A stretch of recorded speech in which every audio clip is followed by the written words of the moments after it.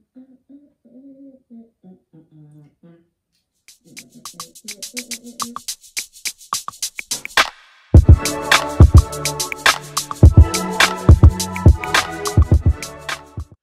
tout le monde, j'espère que vous allez bien.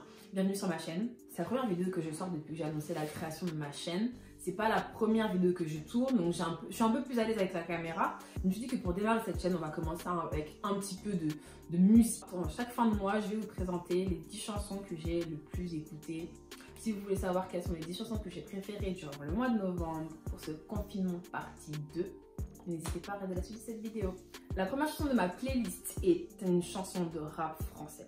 Et pour moi, c'était une vraie découverte. C'était une vraie découverte parce que je ne connaissais pas la chanson. La première chanson dont je vais vous parler est Qui tu connais de Olkari en featuring avec Nekfeu, Danny Dan et Django Jack. Je connaissais déjà les artistes, mais cette chanson, elle m'a juste marquée. J'allais faire mes courses, je crois, écouteurs dans les oreilles, il fait froid, je suis là avec mes sacs, j'ai la leader ou je sais pas, j'allais trop où.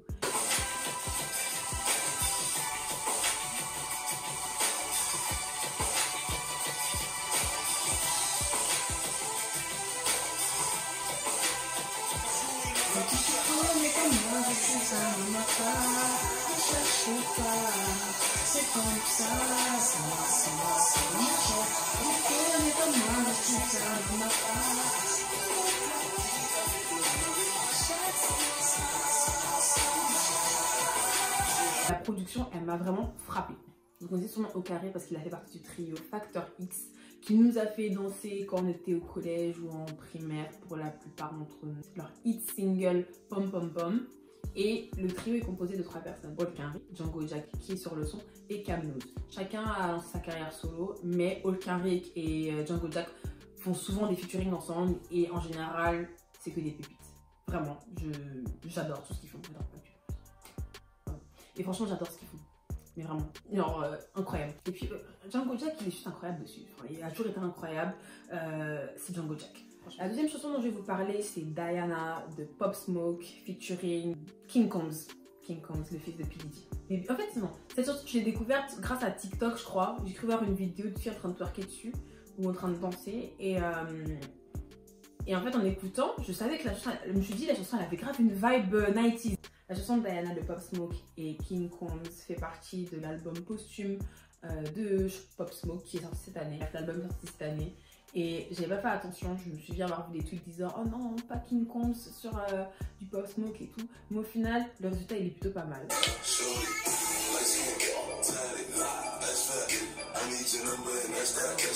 Le sample utilisé, enfin même pas le sample, c'est les samples utilisés ont été Cheer to You de Player, un groupe des années 90 dont le membre principal et le plus connu c'est Static Major.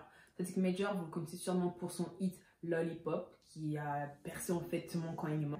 Deuxième sample utilisé, None of Your Fun Business de Ginuwine. Et il y a aussi un sample de One in a Million de Alia. Donc en fait ils se sont dit tiens on va prendre les 3 samples de l'équipe de Timbaland, on va les mettre dans un seul et même son, on met un peu de drill, on met King Combs qui est pour moi la réincarnation de Maze mais dans le corps de Diddy jeune.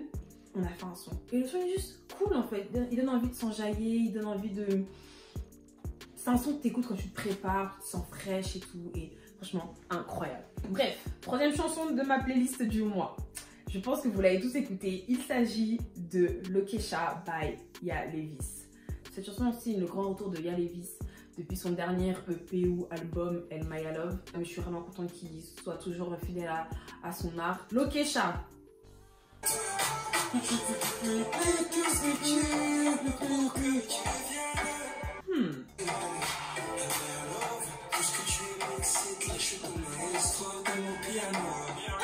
Lokesha.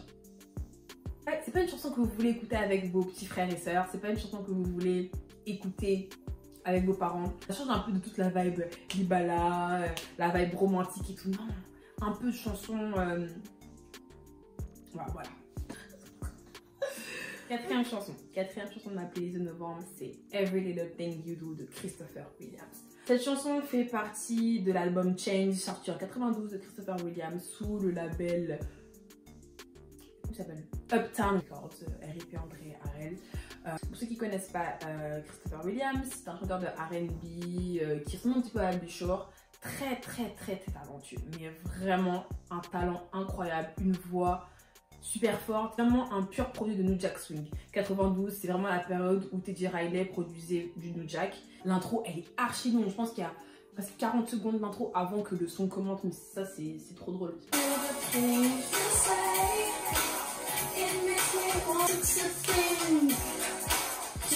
En fait, quand tu écoutes cette chanson, tout ce que tu as envie de faire, c'est les pas classiques des années 90, les machins. Tu te crois dans Sister Act 2, tu as envie de porter des bottes ou des Doc Martens avec un short, un soutien-gorge. Anyway, next. Chanson suivante, on reste dans les années 90, même pas. On recule encore, années 80, plus précisément 1987. La chanson que je vais vous présenter après est Make It Last Forever de Keith Sweat en featuring avec Jackie McGee. Cette chanson fait partie de l'album éponyme Make It Last Forever de Keith Sweat, donc de 87. C'est une petite balade un petit peu up-tempo, super sensuelle.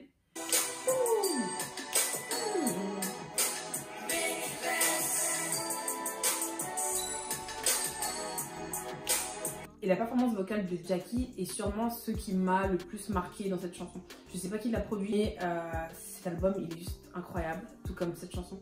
Et Jackie, elle a une puissance vocale incroyable comparée à Keith Sweat qui chante bien. Enfin, il est bon mais sans plus. Mais Jackie, c'est elle la star de cette chanson.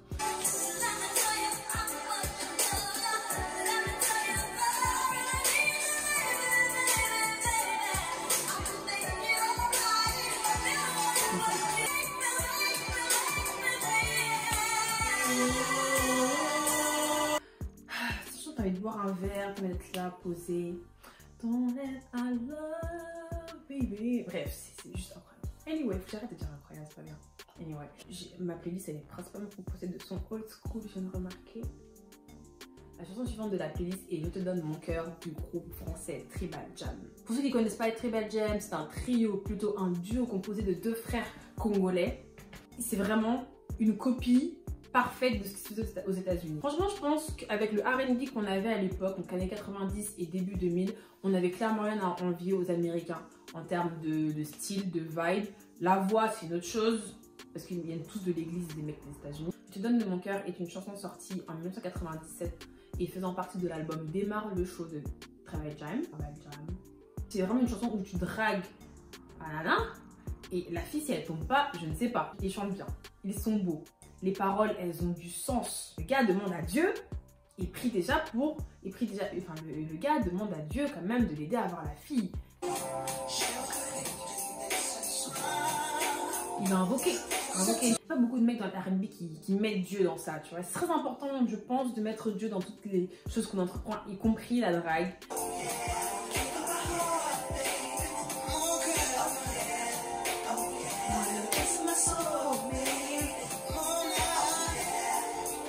Je l'écoutais toute la semaine, c'est fou. Je pense que c'est l'une des chansons qui a fait le plus parler. La prochaine chanson est Sentiment grandissant de Karima, sortie en 2008.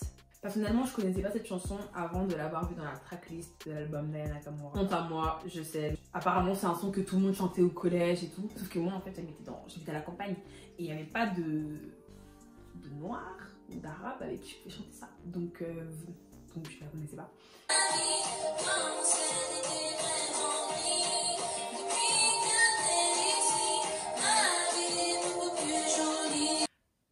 Cette chanson, elle est trop bien. Ça se voit que ça a été fait par une adolescente. Ça me rappelle un peu ce que Aya faisait dans J'ai mal. C'est une chanson, la prod, elle est pas ouf. Les paroles, elles sont bien, mais tout le monde kiffe. Au passage, Aya, elle a vraiment gâté la chanson. Chanson suivante, celle de mon mec, mon préféré, mon favori, Hit de Chris Brown en featuring avec Gunna, qui apparaît dans l'album Indigo sorti en 2019.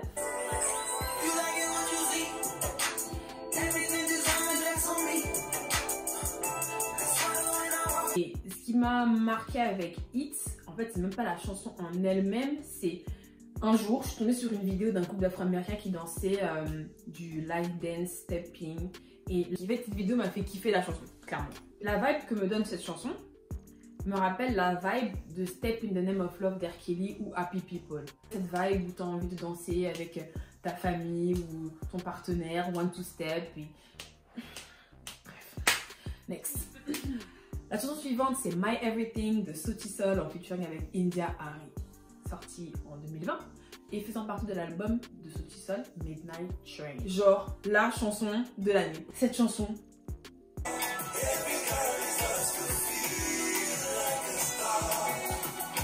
incroyable. Depuis quand Sauti Sol fait de la kizomba, je sais pas. Et je me suis dit, cette chanson me rappelle étrangement quelqu'un, j'arrivais pas à mettre le doigt dessus. Et c'est en écoutant, je me suis dit, purée, c'est qui? Kesha. C'est du Sushiro tout craché. Pour ceux qui ne savent pas, Kesha est le fondateur du label Sushiro, dans lequel il y a de nombreux chanteurs de kizomba. Si vous connaissez certaines chansons kizomba de Kesha, vous allez reconnaître clairement le style derrière, ce style-là derrière My Everything. Pour moi, cette chanson est sûrement l'une des meilleures collaborations entre un artiste américain et des artistes africains. Clairement. Je pense que c'est l'une des meilleures collaborations qui a jamais été faite. En fait, c'est India Arie, Sauti Sol, fallait y penser, boum. Incroyable. Donc, je suis contente de voir que P-Square en fait a vraiment ouvert la porte à tous ces artistes africains de collaborer avec des Américains.